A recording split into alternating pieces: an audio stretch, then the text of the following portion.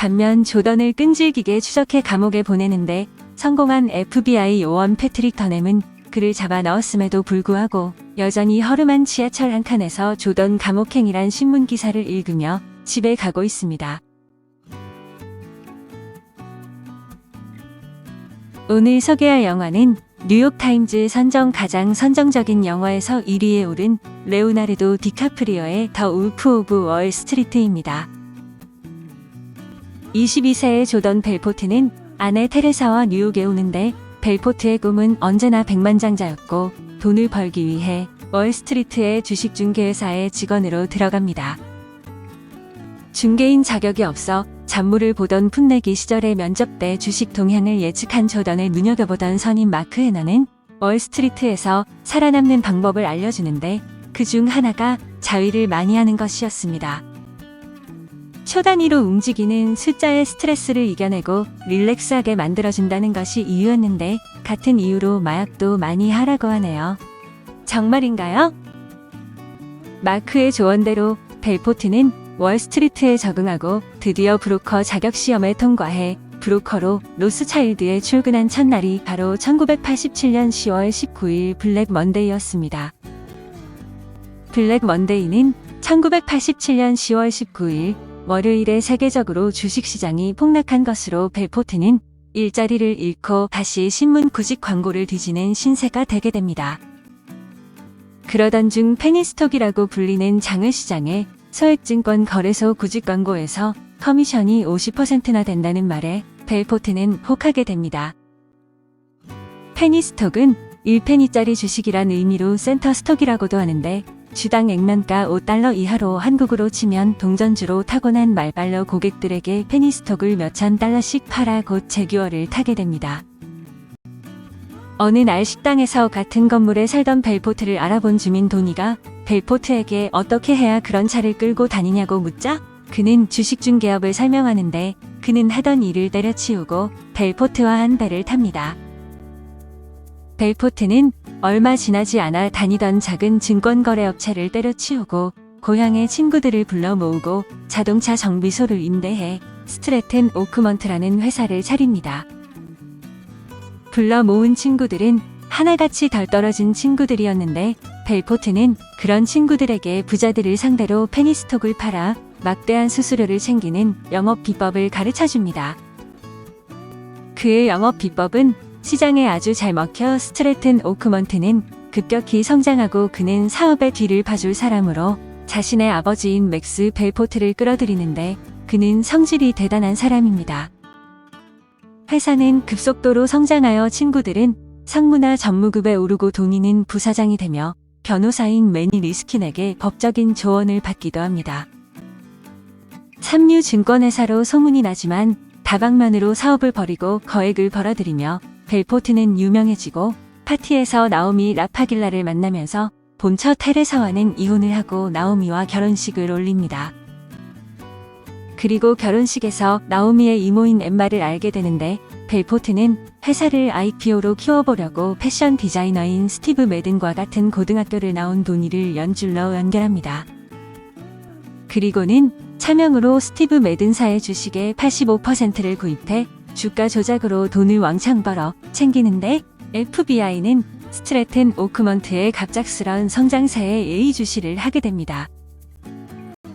결혼 후 1년 6개월 만에 마약과 섹스에 찌든 벨포트의 삶은 심란한데 FBI 수사관 패트릭 더넴이 자신을 조사하는 것을 알고 더넴을 매수하려고 하지만 오히려 척을 지게 됩니다. 벨포트는 주가 조작으로 챙겨놨던 돈들을 숨기기 위해 스위스 은행을 찾아가 돈을 맡기는데 차명 계좌를 만들어 자신과 연결고리를 완벽히 숨기고 나오미의 이모와 친구인 브래드의 부인을 끌어들입니다. 돈은 모두 현금이니 브래드에게 전문적인 관리를 맡기기로 하는데 현금을 운반하던 중 도니와 브래드가 다투는 바람에 경찰의 이목을 끌어 브래드가 그만 체포됩니다.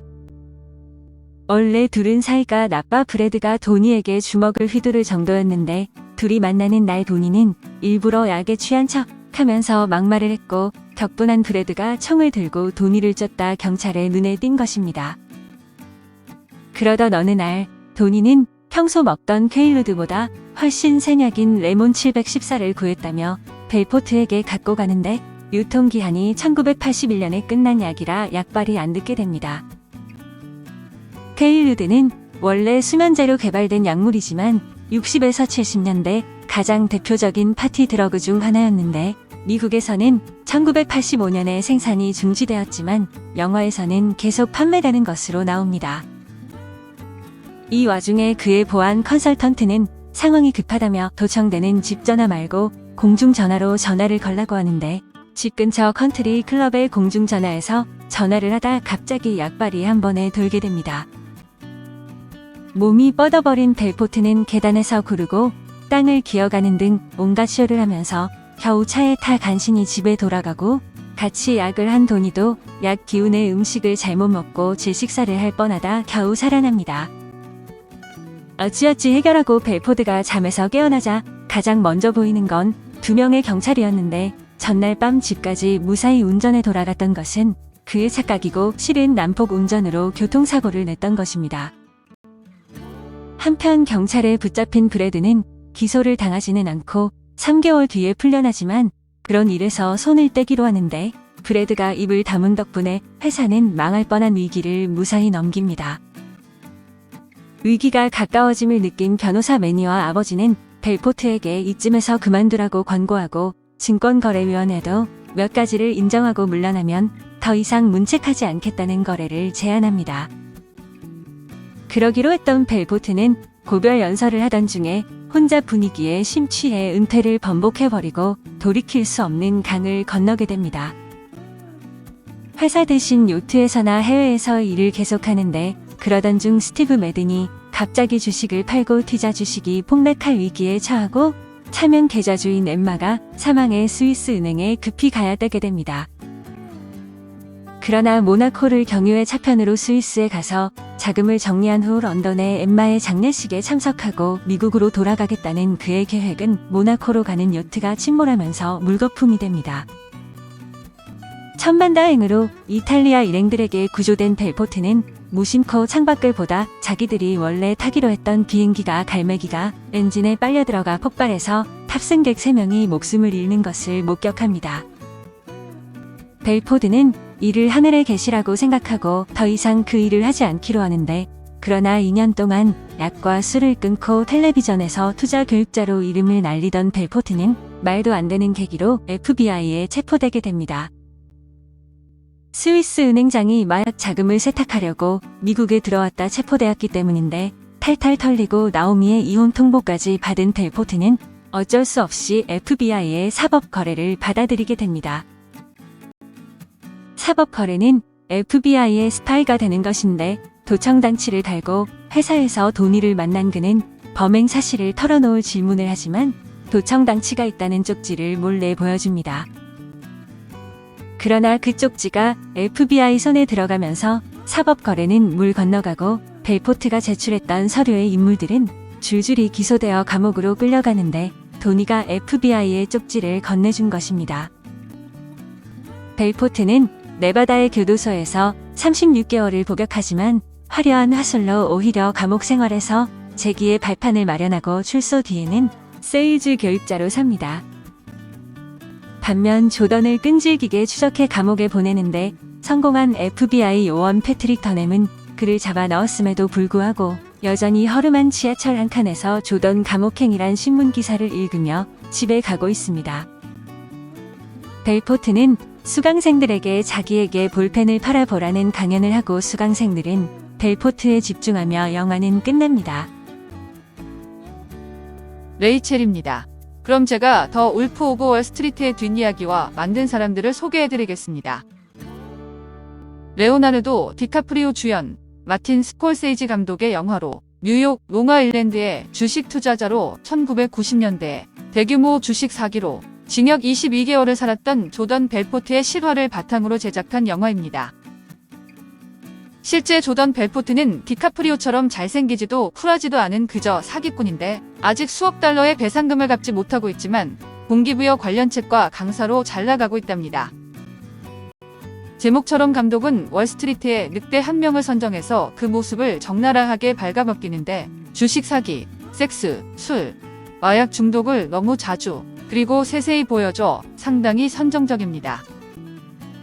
마약과 문란한 성생활과 온갖 비리가 넘쳐 흐르는 현실주의적인 타락 묘사와 자본주의에 대한 신랄한 비판 및 그 현실을 다룬 광기 넘치는 걸작입니다. 놀라운 구성과 3시간이 믿기지 않을 정도로 빨리 흘러가는 러닝타임, 디카프리오의 미친 연기, 떠있는 대사들의 각본, 스콜세지의 감각적 연출이 빚어낸 훌륭한 마스터피스라는 평가를 받았습니다. 조던 벨포트는 실존 인물로 1962년에 태어났는데 실제로 2번 결혼했고 2번 다 이혼했으며 자녀들을 두고 있습니다. 영화에도 카메오로 출연하는데 극 막판의 오클랜드 강연에서 조던 벨포트를 소개하는 사회자가 바로 실제 조던 벨포트입니다. 디카프리오는 캐치 미 이프 유 캔에서 수표 위조 사기범으로 연기한 바 있는데 스콜세지 감독의 영화 때문인지 완전히 다른 캐릭터로 제대로 망가지지만 이전 배역의 캐릭터와 공통점이 많습니다. 영화 속 대사들 중에서 퍽이 무려 506번이나 사용되어 공식적으로 퍽이 제일 많이 나오는 영화가 됐다고 하네요. 약 3시간의 상영시간 중 1시간은 여성의 누드가 차지할 정도로 노출씬이 많은데 지금은 헐리우드 대세 배우로 우뚝 선 마고 로비의 가슴 노출과 배드씬은 물론 음부 노출 장면까지 등장합니다. 마고 로비는 이때만 해도 조연을 하던 시절이었는데 다른 출연 배우들의 높은 수위의 노출신도 쉴 새 없이 이어져 뉴욕타임즈 선정 가장 선정적인 장면의 영화에서 1위를 차지한 바 있습니다. 마고 로비가 연기한 나오미 역에 블레이크 라이블리와 로지 헌팅턴 휘틀리가 거론됐었고 앰버 허드와 테레사 팔머가 오디션을 봤었다고 합니다. 2014년 골든 글로브 2개 부분에 노미네이트 되는데 디카프리오가 연기상을 받았고 제86회 아카데미 시상식에서는 5개 부분에 노미네이트 되었습니다. 감독인 마틴 스콜세이지는 미국 뉴욕 출신의 영화감독으로 역사상 최고의 영화감독은 누구인가라는 질문에 무조건 거론되는 미국 영화를 대표하는 거장입니다. 스콜세이지가 최고의 감독으로 불리우는 이유는 연출을 잘해서뿐 아니라 할리우드의 거대한 시스템 속에서도 데뷔부터 현재까지 꿋꿋하게 개인적인 비전과 개성이 담긴 작품 세계를 펼쳐보이기 때문입니다. 대표적인 작가주의적 성향의 감독이고 할리우드 다음 가는 영화계의 파벌인 뉴욕파의 거두로 할리우드 특유의 자본주의적 성향을 이겨내고 본인만의 스타일을 잃지 않는 감독입니다. 이탈리아계 부부의 2 아들 중 둘째로 1942년 11월 17일에 뉴욕 퀸즈의 코로나라는 동네에서 태어났는데 뉴욕 로어 이스트사이드에 위치한 리틀 이탈리아에서 유년기를 보냈습니다. 그곳에는 마피아를 포함한 범죄자들이 많이 거주해서 항상 위험이 따랐다고 하는데 그와 많은 작업을 함께한 배우 로버트 드 니로와 얼마 떨어지지 않은 곳에서 청소년기를 보냈다고 합니다. 비열한 거리, 택시 드라이버, 성난 황소, 좋은 친구들, 카지노, 갱스 오브 뉴욕, 에비에이터, 디파티드, 셔터 아일랜드, 휴고, 사일런스 등의 대표작이 있습니다. 주인공 조던 벨포드 역의 레오나르도 디카프리오는 할리우드 역사상 손에 꼽을 만한 가장 영향력 있고 위대한 배우들 중 한 명입니다. 디카프리오는 자주 언급되는 연기력이나 외모를 넘어서 할리우드뿐 아니라 전 세계 연예계에 가장 큰 영향력을 행사하는 인물들 중 하나라고 할 수 있습니다. 리즈 시절 역사상 최고의 꽃미남이라는 타이틀을 달았으며 수십 년이 지난 현재까지도 미남의 아이콘 중 한 명으로 여겨지고 있습니다. 그러나 화려한 외모에 따라오는 여러 유혹들로 몰락해버린 수많은 청춘 스타들과 달리 달콤한 성공에 안주하지 않고 여러 할리우드 거장들의 부름을 받으며 숱한 명연기를 남겨왔습니다. 아버지 조지와 어머니 이멀린 사이에서 무녀동남으로 태어났는데 이름은 이탈리아계의 느낌이 강하지만 혈통은 독일계 미국인 쪽에 더 가깝다고 합니다. 4살 무렵부터 CF나 TV 드라마 단역 등에 출연하면서 처음 연기를 시작했는데 1991년 비디오용 코믹 호러물인 크리터스 3에 출연해 영화계에 정식으로 데뷔를 합니다. 디카프리오를 무명 배우에서 유명하게 한 것은 1992년 TV 시트콤 성장통 시즌7이었는데 한국에서는 인지도가 거의 없지만 당시 상당한 인기를 누린 시트콤이었습니다. 이후 영화 이 소년의 삶에 로버트 드 니로와 함께 출연해 반항적인 아들 토비 역을 멋지게 연기해 세계 비평협회 최우수 조연상을 수상했고 시카고 영화평론협회에서 가장 촉망받는 배우로 선정됩니다. 1993년 영화 길버트 그레이프에서 조니 뎁의 지적장애인 동생 어니 그레이프 역을 연기해 66회 아카데미 시상식에서 라무조연상에 노미네이트되었습니다. 뭐니뭐니 해도 그를 스타덤에 올린 것은 셰익스피어의 희곡을 새로운 스타일로 연출한 로미오와 줄리엣으로 이 영화로 그는 할리우드 핀업 스타가 되었는데 수족관 씬은 현재까지도 회자되는 명장면입니다. 1997년에는 걸작 타이타닉의 남자 주인공 역으로 출연해 세계적인 스타가 되었는데 사람들은 그가 커리어의 정점을 찍었고 내려갈 일만 남았다고 여겼지만 그는 하이틴 스타에 머무르지 않았습니다.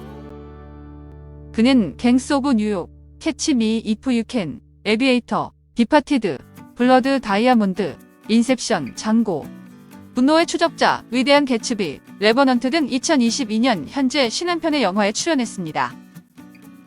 도니 역의 조나 힐은 미국의 배우, 성우, 영화감독으로 유대계 미국인인데 아버지 리처드는 건젠 로지스의 투어 담당 회계사였습니다. 로스앤젤레스에서 자랐으며 고등학교 졸업 때까지 캘리포니아 주에서 지냈는데 바드 대학과 유스쿨에 진학하면서 뉴욕으로 갔습니다. 2005년 40살까지 못해본 남자란 영화에 조연으로 출연해 얼굴을 알렸는데 그 후 한동안 10대 취향의 영화에 나오다가 점차 연기의 범위를 넓히고 있습니다. 2011년 영화 머니볼에 출연해 인생 연기를 펼친 브래드 피트 못지않은 명연기를 펼치며 이듬해 84회 아카데미 시상식 남우조연상 후보에 노미네이트 되기도 했습니다. 나오미 역의 마고 로비는 호주 출신으로 달비 지역 농부 가정에서 태어났는데 16살 때는 돈을 벌려고 한 번에 쓰리잡을 뛰었다고 합니다. 서머셋 칼리지에서 연극 수업을 들었으며 2007년에 졸업하면서 ICU와 비절란테라는 영화 촬영으로 배우 생활을 시작했습니다. 영화 스윗 프랑세즈의 조감독이었던 톰 맥커리와 교제를 시작했고 2016년 호주 바이런 베이에서 비밀 결혼식을 올렸는데 결혼식장에 타투샵을 설치해 원하는 하객들에게 기념 문신을 해줬다고 합니다. 2008년 본격적으로 데뷔해 호주에서 다수의 TV 드라마에 출연하며 인지도를 쌓기 시작하다 2012년 할리우드의 ABC의 TV 드라마 시리즈 페남으로 입성을 합니다. 2013년에 영화에 데뷔하는데 로맨틱 코미디 어바웃 타임에서 주인공의 짝사랑 역할을 맡았으며 더 울프 오브 월스트리트에서 인상적인 모습으로 라이징 스타가 됩니다. 레전드 오브 타잔과 수어사이드 스쿼드에 출연해 대박을 터뜨리는데 특히 수어사이드 스쿼드에서 할리퀸 역할로 한국에도 알려졌고 만화책에서 튀어나온 듯하다는 폭발적 반응을 받았습니다. 그대를 만난 엊그제는 가슴이 아팠습니다. 내 쓸쓸한 집으로 돌아오는 길에 개울물 소리가 더욱 크게 들리던 까닭은 세상에 지은 죄가 많은 탓입니다. 그렇지만 마음속 죄는 잊어버릴수록 깊이 스며들고 떠올릴수록 멀어져 간다는 것을 그대를 만나고 나서야 조금씩 알 것 같습니다. 안도현, 그대를 위하여.